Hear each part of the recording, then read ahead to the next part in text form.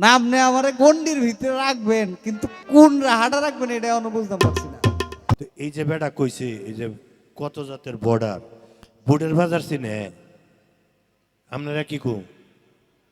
হ্যাঁ, বাংলাদেশের এমন কোনো জায়গা নাই যে গেছি না। বাবা আমি অবশ্য চিনি, এই আপনাদের দরবারে আসতে যাইয়া মদনপুর মদনপুর পার হইয়া একটা বুটের বাজার আছে। হ্যাঁ, আমার ভাই আমাকে আশ্বস্ত করছেন যে তুমি চিন্তা করো না, তোমারে মানে দাগের বাহিরে গন্ডির বাহিরে নিব না। ওই কথাটা বলার আগে আজকে যে উপলক্ষে অনুষ্ঠান, আমার ভাইয়ের যেহেতু শ্বশুর আমার তালুই হন, তো বাজানের আবির্ভাব দিবস উপলক্ষে আজকের এই প্রোগ্রাম ভক্তি শ্রদ্ধা জানাই ওনার প্রতি, ওনার ভক্তবৃন্দ যারা আছেন, আনোয়ার শাহ বাবার যত ভক্তবৃন্দ আছেন সকলের প্রতি, আপনাদের প্রতি। বলছে যে তুমি টেনশন করো না, আমি তোমারে গন্ডির বাহিরে নিব না। ভাই বাংলাদেশটা অনেকটা বড়, তো ধরেন যে এটা বর্ডার অঞ্চল আর কি। এটা আপনি ব্রাহ্মণবাড়িয়া ধরতে পারেন, আমাদের নেত্রকোনা অঞ্চলে কলমাকান্দা এগুলো ধরতে পারেন, টেকের ঘাট এগুলো ধরতে পারেন। এটা হলো বাংলাদেশের মানে শেষ সীমানা। তো এই অঞ্চলে কিছু মানুষ থাকে এরা উপজাতি কয়।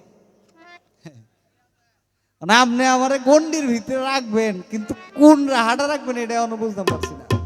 কারণ গন্ডির সাথে যারা থাকে এদেরকে উপজাতি কয়।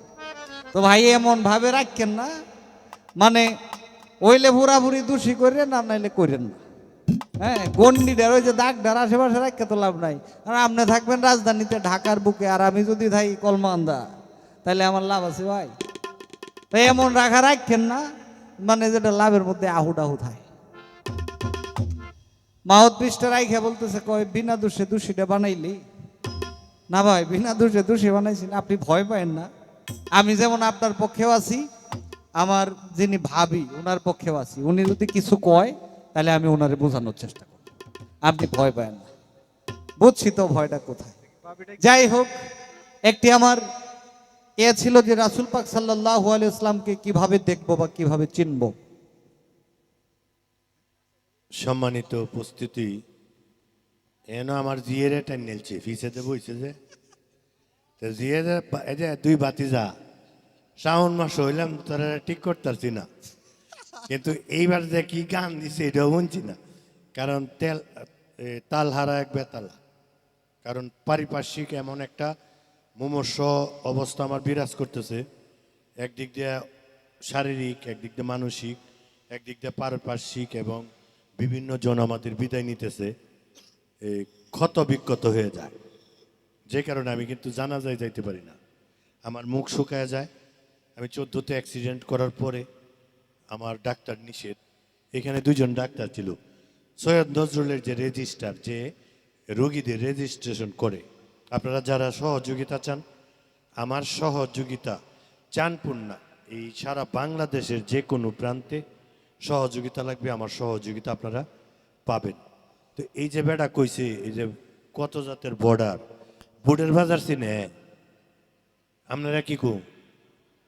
হ্যাঁ, বাংলাদেশের এমন কোনো জায়গা নাই যে গেছি না।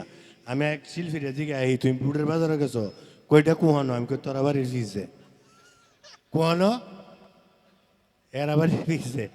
হাক্কানি শুভেচ্ছা। বাবা আমি অবশ্য চিনি, এই আপনাদের দরবারে আসতে যাইয়া মদনপুর মদনপুর পার হইয়া একটা বুটের বাজার আছে। ও এই নাও আছে? আচ্ছা তাইলে এটা আছে, এটা চিনি না, কিন্তু আমরা অঞ্চলেও একটা আছে, ওইটা চিনি। যাই হোক, অত্যন্ত রসিক মানুষ। আমি কিছু ভিডিওতে ওনার কথা শোনা যায়। প্রথম ওনার একটা ভিডিও দেখলাম অনেকদিন আগে, শিল্পীদের নিয়ে কথা বলেছেন। তারপরে তো গত বছর আসার সৌভাগ্য হলো, এইবারও। এটার যিনি মাধ্যম, যে কোনো বিষয়ের একটা মাধ্যম থাকে, এইখানে আসার মাধ্যম হচ্ছে আমার শ্রদ্ধেয় বড় ভাই বাউল কবি আব্দুল সালাম সরকার সাহেব, আমার ভাবি, তাদের মাধ্যমে আসা। তো এটা আমার জন্য বিশাল পাওয়া যে এই দরবারে আসতে পেরেছি, তাদের সাথে পরিচিত হতে পেরেছি। গত অনুষ্ঠানে শ্রাবণের যে অনুষ্ঠান, তো এইখানে তো এই প্রোগ্রামের কিন্তু কমিটি থাকে।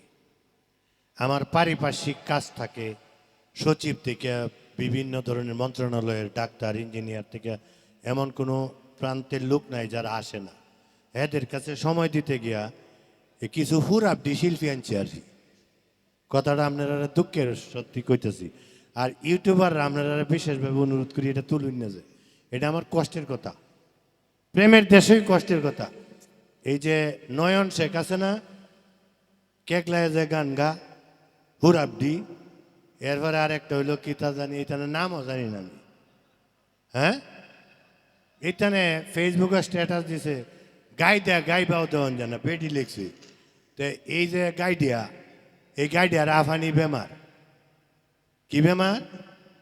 তো এই কেড়ে আইতারছে না আফানি বেমার তো গান হইব, হুদা ডুলের উপরে সাইডে দিব, হ্যাঁ হ্যাঁ হ্যাঁ, মানে এই যে ইয়াও যে আফানি বেমার কি এই স্ট্যাটাস দেখে এই হাক্কানি বলে নষ্ট হয়ে যেতেছে। ভিক্ষা হইরা ভাত পাইল না সালাম গান না গাইলে। এই সালামরে আমি 3 বার জন্ম দিছি, সালামরে আমি 3 বার জন্ম দিছি। বাংলাদেশের যে কোনো শিল্পী আছে, লতিফ সরকারের কিছুদিন আগে কইতেছে কমনে তো আমার ডাউন না, আমি তোরে কি ডাকতাম, তোর লাগিয়া এটা আসর আমি আইতারি না। এখানে সরাভর্তি হয়েছি, তো সরাভর্তিটা কাম হইব কেউ, আমরা সুরের প্রতি লাগবো। তো এই দিন যে গান গাইতেছি, দীনামণ্ডলের গান গাইতেছি, বিতি এতিমের লান চায় রয়েছে, ওরা টেয়া দেখছি তুই যাইস গা।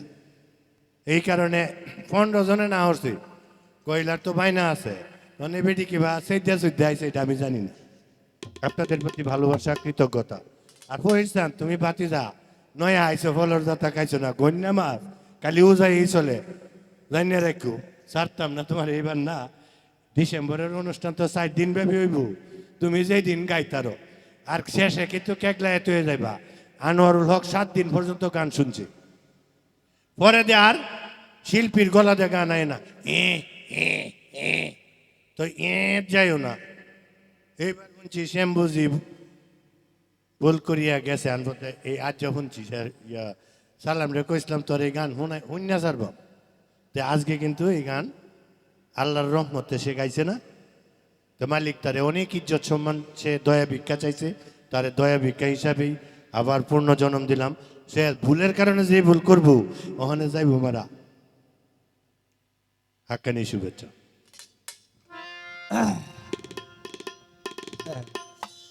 কয় ফলের জাতা খায়ও না বাবা, ভালো মানুষের জাতা খাওন কিন্তু ভালো। তাইলে হয় কি, আমার যদি কোনো ত্রুটি থাকে, ভুল থাকে, তাহলে ওই জাতার কারণে ওইটা কেটে যাবে। আমি একটা তরিকত ফ্যামিলির মানুষ, আব্বা আমার এটা কয়ে লাভ নাই। আপনি একবার না আমার যতবার যাতবেন, আমি মনে করব যে এই জাতার কারণে কোনো না কোনো ভুল আমার সংশোধন হয়ে গেছে। আমি এই জায়গার মানুষ। গানে যাব, গানে যাওয়ার আগে এটা কমে গেছে, মুখটা কমে গেছে। একটা কথা ছিল যে রাসূল পাক সাল্লাল্লাহু আলাইহি ইসলামকে চেনার উপায় কি। আমার ভাই বলছে যে একজন কামেল মোকাম্মেল ওলি আল্লাহর মাধ্যমে রাসূল পাক সাল্লাল্লাহু আলাইহি ইসলামকে চেনা যায়। আজকে যার দরবারে আসছি, যিনি কথা বলতেছেন উনিও এক কথার মানুষ, এইখানে যিনি বসা উনিও সেম। আমিও চেষ্টা করি তাদেরকে অনুসরণ করার জন্য। এমন একটা কথা আইছে, কথাটা হইল এই, কয়েকদিন আগে ওনার একটা ভিডিও দেখছিলাম। একজন জিজ্ঞাসা যে মা বাবা থাকলে কি বায়াত হইতে হয়, উনি বলছে লাগে না। আমার কথাটা এইখানে, ভাই যদি না লাগে, যাদের মা বাবা আছে, মা বাবা থাকাকালীন অবস্থায় অনেকেই মারা গেছে, আছে না এরকম নজির? বাবা মারা গে, ছেলে মেয়ে মারা গেছে, আছে না? তাইলে যারা বায়াত হইছে না তারা নবীর দেখবো কেমনে? তারা কেমনে দেখবো?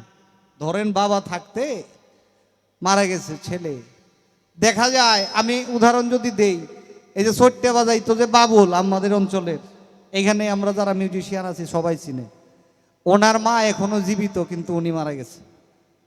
তো এইরকম যাদের বেলায় হয়, তারা দয়াল নবীজিকে কিভাবে চিনবে? কেননা দয়াল নবীজিকে যদি না চিনতে পারি, তাহলে সকল কিছুই বৃথা।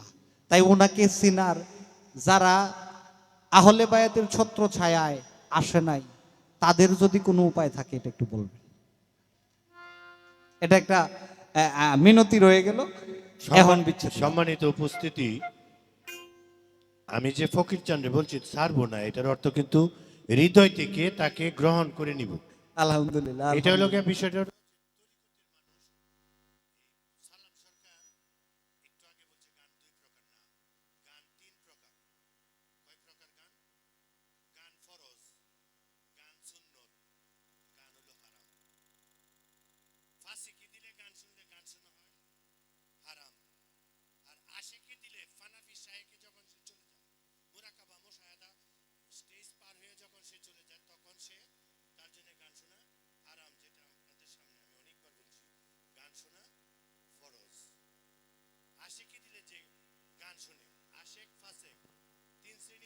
কয় শ্রেণীর মানুষ?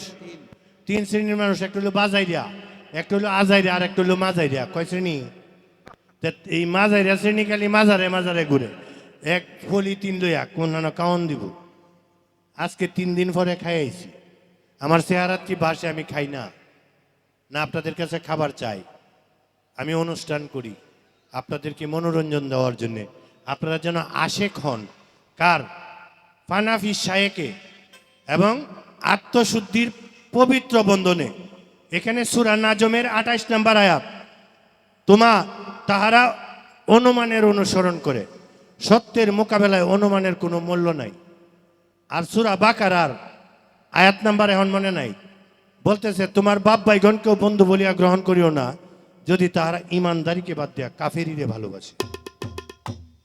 তাহলে মা এবং বাবা।